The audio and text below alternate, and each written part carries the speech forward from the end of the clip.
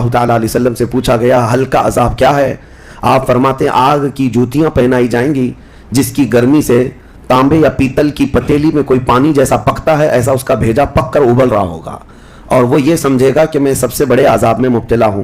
حضور فرماتے ہیں جبکہ وہ سب سے ہلکے عذاب میں ہوگا، اور جو دردناک عذاب ہے، جو ذلت والا عذاب ہے، جو بڑا عذاب ہے، اس کا تو اندازہ ہی نہیں۔ لیکن یہ تمام حالات اس رمضان کے اخیر عشرے میں اسی لیے عرض کر رہا ہوں کہ یہ عشرہ وہ مبارک ہے کہ جس کے متعلق حدیث میں ہے کہ اس میں اللہ تعالیٰ بہت سارے لوگوں کو دوزخ سے آزاد کرتا ہے۔ وہ کون لوگ ہوں گے جو دوزخ سے آزاد ہو رہے ہوں گے؟ کاش ان کو طلب ہوتی کہ ہم دوزخ سے آزاد ہوتے اس آخری عشرے میں، ورنہ آخری عشرے میں تو لوگ رات بھر کیرم کھیلنے میں گزار رہے ہیں، رات بھر فٹ بال اور کرکٹ کھیل کر کے، جبکہ بخشش کی راتیں ہیں۔ اللہ کریم ارشاد فرما رہا ہے ان راتوں میں مجھ سے مانگ لو میں تمہیں جہنم سے آزاد کروں گا۔ کس کو پڑی ہے؟ کس کو پڑی ہے؟ ہر کوئی یہ سوچتا ہے کہ رات کس طرح سے بتائیں۔ لوگ اپنے رات کے ٹائم پاس کرنے کے لیے الگ الگ ہیلے بہانے ڈھونڈ رہے ہیں۔ کسی کو لوڈو کھیلنا ہے، کسی کو کیرم کھیلنا ہے، کسی کو کرکٹ کھیلنا ہے۔ او امت مصطفیٰ، تمہاری قسمت کیا ہو گئی؟ تمہاری سوچیں اور تمہاری فکریں کیسے بدل گئی؟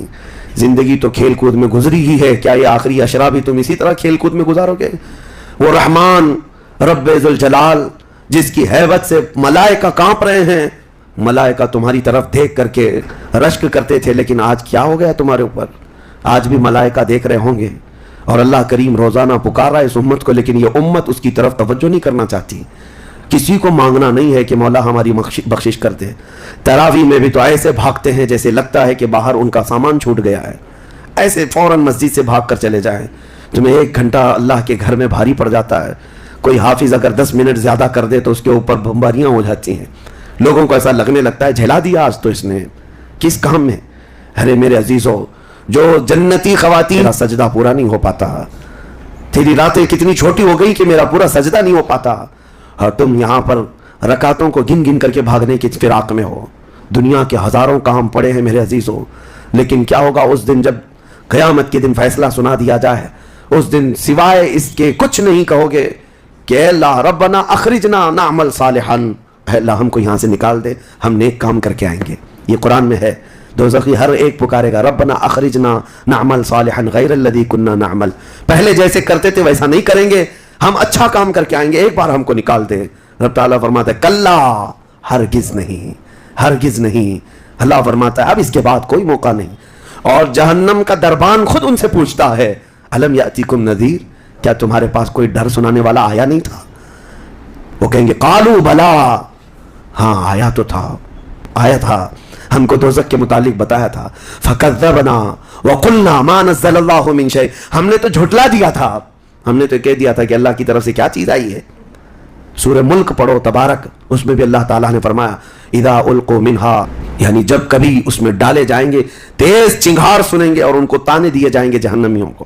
میرے عزیزو، وہ کون سے اعمال ہیں جو لے کر کے جاتے ہوئے ایک لمبی فہرست ہے۔ سب سے پہلی چیز اللہ کے ساتھ شرک کرنا اور کفر کرنا، یہ ہمیشہ ہمیشہ کے دوزخی ہے، شرک اور کفر میں ہمیشہ دوزخ میں رہے گا۔ اس کے علاوہ جو گناہ ہیں اکثر دوزخی جو ہوں گے، سورہ مدثر کی آیت میں پڑھتا ہوں 29ویں پارے میں، بہت سارے جہنم میں جو گئے ہیں تو جہنمیوں سے پوچھا جائے گا یتساءلون عن المجرمین ما سلککم فی سقر، دوزخی دوزخ سے پوچھ رہے ہوں گے ایک دوسرے سے کہ تم کیوں آئے دوزخ میں، تم کیوں آئے؟ کہیں گے قالوا لم نک من المصلین، کہیں گے ہم نماز نہیں پڑھتے تھے، ہم نماز نہیں پڑھتے تھے اس لیے ہم کو دوزخ میں ڈال دیا گیا۔ ولم نک نطعم المسکین، اور ہم مسکین کو کھانا نہیں کھلاتے تھے، ہم کسی مسکین کو کھانا نہیں کھلاتے تھے، دوزخ میں لائے گئے۔ وَكُنَّا نُكَذِّبُ بِيَوْمِ الدِّينِ، ہم قیامت کے دن کا انکار کر بیٹھے تھے اس لیے دوزخ میں آئے۔ الگ الگ کیٹیگری ہے جہنمیوں کی۔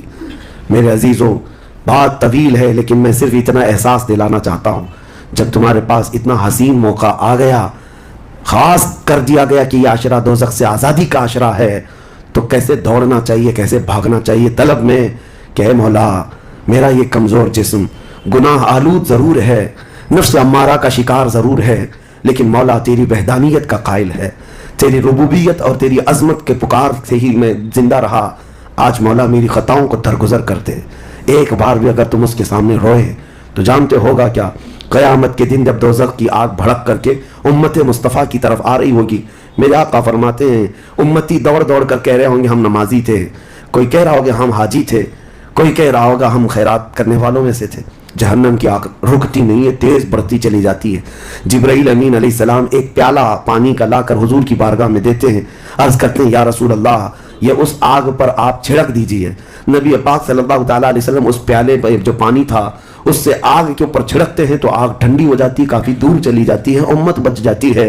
حضور پاک صلی اللہ علیہ وسلم ان سے پوچھتے ہیں اے جبرائیل یہ کون سا پانی ہے؟ جبرائیل کہتے ہیں یا رسول اللہ آپ کی امت کے وہ لوگ جو تنہائی میں اپنے رب کو یاد کر کے روتے تھے, ان کے آنسوؤں کا پانی میں نے جمع کر لیا تھا. یا اللہ کریم کو بڑا پسند ہے وہ آنکھوں سے نکلا ہوا قطرہ, میں نے آپ کی امت کے ان خشیت ربانی میں رونے والوں کے آنسوؤں کو جمع کیا اور آپ کی بارگاہ میں آج پیش کر دیا. اسی لیے فرمایا گیا کہ خوف خدا سے رونے والی آنکھ کو اللہ تعالیٰ دوزخ میں نہیں جلاتا, دوزخ میں نہیں جلاتا. ایک آنسو کا قطرہ دوزخ کی آگ کو ٹھنڈا کرنے کے لیے کافی ہے. لیکن جب دل سخت ہو جائے تو کہاں کا آنسو, کون سے آنسو؟ جب دل پتھر کی طرح ہو جائے تو کون سے آنسو؟ ہم کو کس بات کی پڑی ہے؟ ہاں اگر 4 روپیہ گم ہو جائیں تو آنکھیں رونے لگ جاتی ہیں. دیکھو ابھی اگر تمہارا موبائل گھڑی پرس گم ہو جائے تو رونے لگ جاؤ, گھر میں کسی کے ساتھ کچھ ہو جائے تو رونے لگ جاؤ. دنیاوی چیزوں میں تو ہمارا دل لگا ہوا ہے, ہماری آنکھیں بہتی بھی ہیں تو دنیا کے کھونے پر رونا, دنیا کے جانے پر. ہماری اولاد بھی دنیا ہے, ہماری بیوی بھی دنیا ہے, ہمارے ماں باپ, یہ ساری دنیا ہے جن کے غم میں تو ہم رو لیتے ہیں. لوگوں یہاں تو ہم نے دیکھا ہے جھوٹی دوستی ہے, جھوٹی دوستی ہے. کسی دوست کی دوری پر ہی پتہ نہیں کتنے کتنے دن روتے ہیں, جبکہ وہ دوست نہ تمہاری قبر میں بیٹھنے کو تیار ہے نہ حشر میں تمہاری شفاعت کے لیے تیار ہے. ہم ایسوں کے لیے تو روتے رہ گئے, لیکن جو تمہارے لیے جان سے زیادہ قریب رسول ہے, قیامت کے دن انا لہا پکار رہا ہو, اس رسول کے لیے ہم کب روئے تھے؟ اس رسول کے فراق میں ہم کہاں روئے؟ یہ ہم لوگوں میں سے تھوڑی نہ ہے, وہ الگ لوگ تھے جنہوں نے پکارا تھا تنم فرسودہ جہاں پاراز ہجراں یا رسول اللہ, اے اللہ کے رسول آپ کی جدائی کے غم میں میرا تو جسم پھٹا جا رہا ہے. وہ الگ لوگ تھے, وہ الگ لوگ تھے. آج ہمارے غم کے آنسو کسی اور کے لیے ہو جاتے ہیں. اسی لیے بدلو میرے عزیزوں, آخری عشرہ ختم ہونے سے پہلے اپنے آپ کو اللہ کے حوالے کر دو اور کیوں کہو کہ مولا اب ہم میں سے کسی کو یہ نہیں معلوم کہ یہ عشرہ ختم ہونے کے بعد ہماری زندگی میں دوسرا رمضان رکھا بھی ہے یا نہیں پتا. اس رمضان کا چاند ختم ہو جائے, شوال آتے ہی یہ ساعتیں ختم ہو جائیں گی آپ کی. اس کے بعد ایک جمعہ بچ گیا آپ کے پاس, آخری جمعہ, یہ ایک ہفتہ رہ گیا اور اس کے بعد رمضان ختم ہوگا اور کوئی گارنٹی نہیں ہے اگلا رمضان تم دیکھو گے. پچھلے رمضان جنہوں نے میرے سے مصافحہ کیا تھا, جو میرے ساتھ بیٹھے تھے, آج وہ قبرستان میں ہیں. میں جانتا ہوں, میں جنازہ اٹھایا ہوں, میں نے جنازہ پڑھا ہے. جو رمضان المبارک میں بالکل صحت مند تھے لیکن اس رمضان تک ان کی زندگی نہیں رکھی گئی تھی, وہ جا چکے. لیکن میں کہتا ہوں جانا تو مجھے بھی ہے, جانا تو آپ کو بھی ہے.